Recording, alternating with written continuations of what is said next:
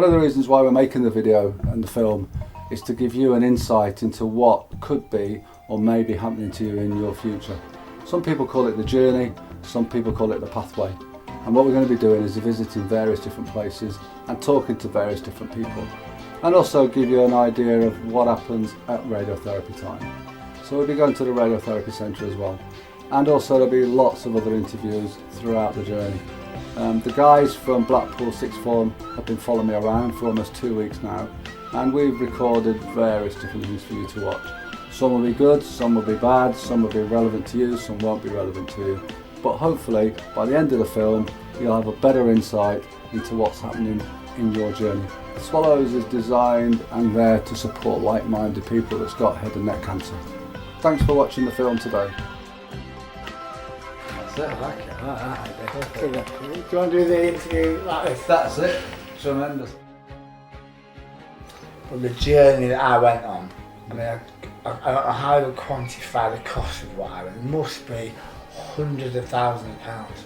But the treatment I got, it's those staff and those people, clever, hard-working people. You get diagnosed, they say this is what we're going to do to treat it, and you go, right, treat me, get me better, and I'm alive, and I'm well, and I'm here. Sounds an awful thing to say, but I'm almost glad that I've had it, because it's had such an impact on me in a positive way now. In the way I perceive things, the way I think about things, the way I live my life, the way I approach things, the way I treat people, the way I don't sweat the small stuff anymore, or try not to, and focus on what's important. And that lesson, fortunately, took cancer to teach those lessons to me. But I've got to say, I was saying this to someone the other day, this last 12 months, since I emerged from my treatment and got my strength back, probably been the best 12 months of my life. Right. The treatment that they put in place for me was a course of radiotherapy. How many weeks was that? 6 weeks. 6 weeks. That's 5 times a week for 6 weeks. You get blasted for 15 minutes. I've actually just happened to have this here. Oh, you got your mask? Showing it to someone the other day. It's in the radiotherapy now. Do you know what I've done with mine? I drew eyes on it and a pair of sunglasses. Yeah, well, if you know anything about this, this is moulded to you. They strap you down, clip you down in place and make sure you don't move while they fire all these x-rays at you. The x-rays are microwaves. Microwaves, isn't it? All aimed at the primary tumour, coming in from all angles, and in doing so it causes all this tissue damage, while hopefully killing off the primary set. I always said that it was like your worst sunburn 100 times worse, both inside and outside. But by June, by end of May, June, Last year, 2012. a year ago, yeah, I was starting to feel on the mend. On the journey you've been in, what one bit of advice would you give to that person that's watching? The chances of survival, and not just surviving but thriving, are much better now than they were even 10 years ago. And in another 10 years, lots of cancer. I believe it's about 82% survive this rate at the moment. Right. Yeah. So. Well, yeah, that will be a massive increase in what it used to be, I'm sure. Is to not consider that it's a death sentence. It's not anymore. In 10, 20, 30 years, they'll be treating it like they treat tuberculosis now. Or even now, those treatments are pretty darn effective. They might be painful, they might be distressing, and they might put you out of action for a while, but for the most part, they tackle it. So I'd take from that, the advice really is to take on board what they're saying and do what they say. Don't think it's a death sentence. Let them do it, and you've got a right good chance of getting through it. Don't worry yourself to death over it. Kev, on that note, it's been a pleasure. Always. Thanks a lot, my friend. My pleasure. And hopefully we'll speak again. All the best. Thanks a lot.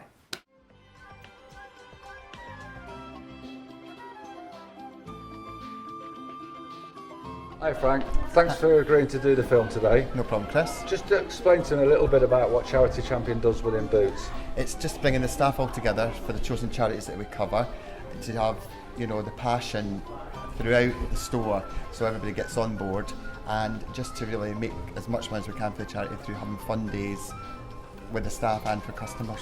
That's good. Does every Boots have a Charity Champion? The bigger stores, not the smaller stores, they're incorporating their sales or other areas, but yeah, they have a charity champion. The other thing that I know Boots do and do very, very well is look after cancer patients. They do. There's two areas that obviously specialise.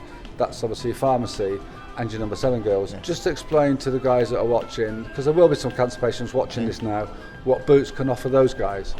They offer that they have an active programme and with Macmillan, and they offer really the pharmacists are all trained and a lot of the staff, and they help the cancer patients when they come in, and we've now got an active programme that they can take a DVD away and see what we can actually offer. Number 7 is very much now trained in helping cancer patients with makeovers and getting their makeup right and their skin therapy, and it's really coming on well, and all the girls are trained. And what I was really surprised last time you was explaining to me, it's not just ladies for the number 7. No, definitely not, there's men. Because I use it, but the men's section. But I was thinking more for the scar tissues and the scarring as well. They've got the scar tissue and the moisturiser, and also, you know, they're up to date information. The girls can help you. Right. That's fantastic, Frank, and thanks for today. Thank you. Cheers, thank you.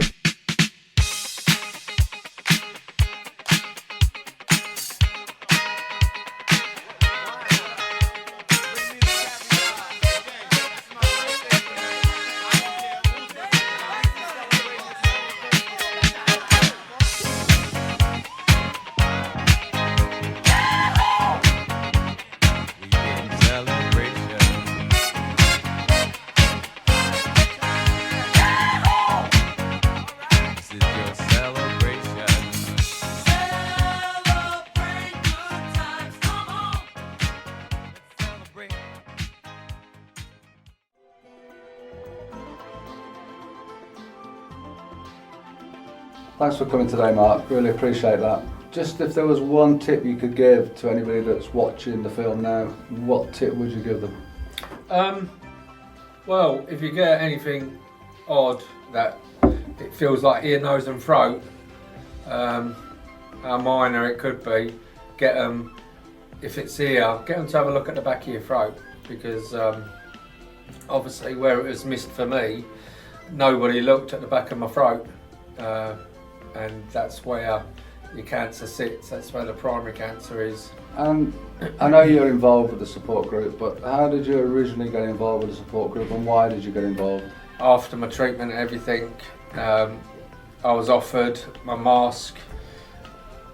Didn't want to know nothing about it, quite honestly. As far as I know, it was gone, but we got a head and neck specialist nurse called Jo Ashton, and she said, just come down. If you don't like it, you know, at least you've tried. And when I came down for the first evening, yeah, it was enjoyable. Everyone was jolly, and you know, it was all right. It was nothing about, you know, morbid, you know, like, and everyone feeling sorry for themselves. It was proactive, positive. So I stayed on board. Great stuff. Well, thanks for today, Mark. I really appreciate that, and good luck for the future. Thanks. In head and neck cancer, 82% will survive. What you've got to do is make sure you're in that 82%. What you don't want to be is in the other club where you're not surviving. The issue we have in Lancashire and South Cumbria is that for head and neck cancer, of all cancers that's referred to the hospital, 80% of it is head and neck. And against the national stat of 6%, there's obviously a big issue in Lancashire and South Cumbria. They don't know what it is, and they don't know the reasons for it. They're looking into it, but they don't know. But Professor Richard Shaw from Liverpool University has openly said that within 2 years, Lancashire and South Cumbria will have an epidemic of head and neck cancer. Yes, the media does look at cancer as being the sommable part of it, but that's because fundraising is very important. And whether we like it or not, death is an emotional subject, and it raises money. Living through it doesn't give you money. And as a charity, we survive on donations. Without those donations, without you guys doing what you do, we wouldn't survive as a support group. So it is important that we get over the 82%, But that doesn't help us with our fundraising. But hopefully what you're doing will do. But yeah, 82% survive. So do you think most people see cancer as, say when they get delivered it, they just take it as a death sentence, think, no chance survive? The big C has still got, you're going to die. When I got told, Friday the 13th, 2011, I got told I got cancer, and as far as I was concerned, I was going to die. And it didn't matter what anyone said to me, I was going to die. Because that's what happens when you get cancer. What I didn't realise was, that's not the facts. But you don't listen to that, you know, and there'll be people out there now that are watching this film that won't believe that they're going to survive. But I can assure you that 82% of people in this area survive, and that's because we've got a first-class service. Blackpool Victoria Hospital, yeah, they take a lot of stick at the moment, but the ENT department, who are going to look after head and neck cancer, if you pay, you would not get better service. I had first-class service from start to even now. The team at Blackpool Victoria Hospital and at Rosemere are second to none. And that's why we have an 82% survival rate, because of the team. Like in the Northwest this region, it's like kind of likely that you're gonna get this sort of cancer, but there is quite a high chance that you're gonna survive, really. So don't really worry about it. This kind of cancer, you're lucky to get it, really, because you're gonna make it. If there's ever got a cancer you want to get, then get head and neck cancer. Because you have more chance of surviving. You're going to make it. Basically. So I'd rather have this than pancreatic cancer. I'd rather have this than bowel cancer, because you have more chance of dying. With this one, there's every chance you can get in that 82% club. So, you know, listen to what they're saying to you, do what they tell you to do, be positive, believe you can beat it, and believe you, mate, you'll beat it.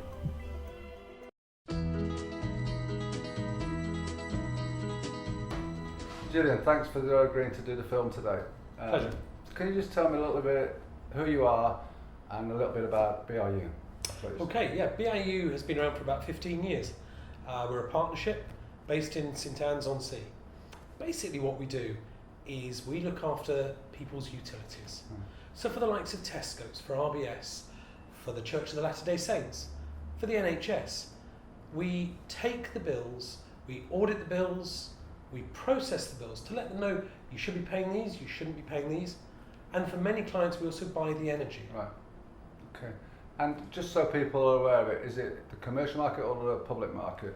That's a good question. We do focus on the commercial business side, because really, with the system we use called Empire, its main advantage is in multi-site. So sort of single dwellings aren't really where we can add real value. Looking at a portfolio, for example, take RBS, which is over 2,000 properties. There, the systems are really what gives us the advantage.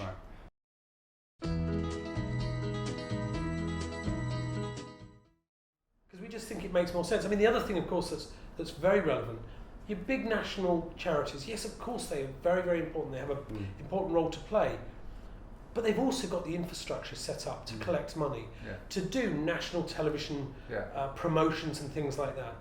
Whereas local charities, they rely more on people seeing their need and people engaging locally. And so. For that reason, that's why we're really proud to support the Swallows, and why we're not only supporting financially, but we want to support more practically as well. So, for example, we offer, I think they call them MAD days, Make a Difference days. And our staff can come to the Swallows and help with their activities on a particular day. And it's through combining activities. It's through supporting. We do a number of fundraising events, bespoke. And next year we'll be doing some of those with and for the Swallows, because it is about getting that engagement. It's about understanding Swallows exist for a reason. It's a very important reason. It's a critically important message. We need to support you guys in making that message count. Right, that's lovely. And I thank you for obviously contributing to the Swallows. I thank you for your support, and thanks for being on the film today. Much appreciated. Thanks a lot.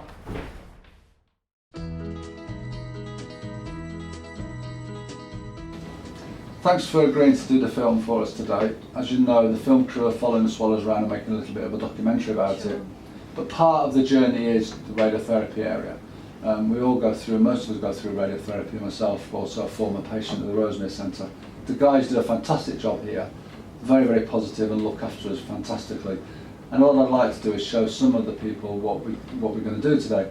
Can you just introduce yourself and a little bit about what you do? Yeah, my name's Dr. Karat Mahmood. I'm a newly appointed consultant in head and neck cancer based here at the Rosemary Centre in Preston. I actually see patients from across the network, so I do a clinic in Blackpool, Preston as well as Blackburn, and we catch patients from all over the region really, having discussed them through a multidisciplinary meeting that we have every week. I'm usually involved in helping come up with treatment decisions at the start of the patient pathway when they've had tests and they've got a new diagnosis. And then my role is really to talk through patients and counsel them about the treatments that they're having, and I predominantly am administering chemotherapy or a combination of chemo and radiotherapy. And it's a matter of making sure they have the information, they consent for the treatment, and then they're supported through the course of the treatment and then the follow-up afterwards. So, so there's a role from start to finish really. Right. Okay. Some of our newly diagnosed patients will hear about the MDM and they'll either hear it as that, and I can't remember what you called it. Multidisciplinary. That's the one. Yeah. They will hear that, they'll hear it shortened. Just so that the patients out there, if they start hearing it, can you just explain what that meeting's all about? Because I think that becomes a myth, what's happening. So if you can just explain what's happening in that meeting. When patients first present, they've often come up with symptoms. From that, they've gone on to have either tests, sort of a needle test to get to have a look at the actual cells that might be to prove that there's cancer, as well as some imaging. There are different people involved. Sometimes it's a dentist that's referred the patient in, a GP. They've gone on to an ENT surgeon or a maxillofacial surgeon, and then there are oncologists that might be part of their journey. But alongside that, because of the region that the cancer is affecting, it can affect speech and swallowing, it can affect oral intake and nutrition, as well as, you know, physically being not able to be as active. So the care of patients with head and neck cancer often involves a multitude of people, and these multidisciplinary meetings are exactly that, the whole different groups of people, from nurses to surgeons and doctors, oncologists, pathologists, radiologists that report the imaging. All these different people get together to discuss the patient as a whole, and then come up with a decision, and then all people are aware of what's planned for the patient, and it's taking into account what's going to be most curative for the cancer, as well as what functional outcome the patient will have. So it's really good to sort of take a holistic view, so you're treating the cancer as well as treating the person that's going to go through the treatment.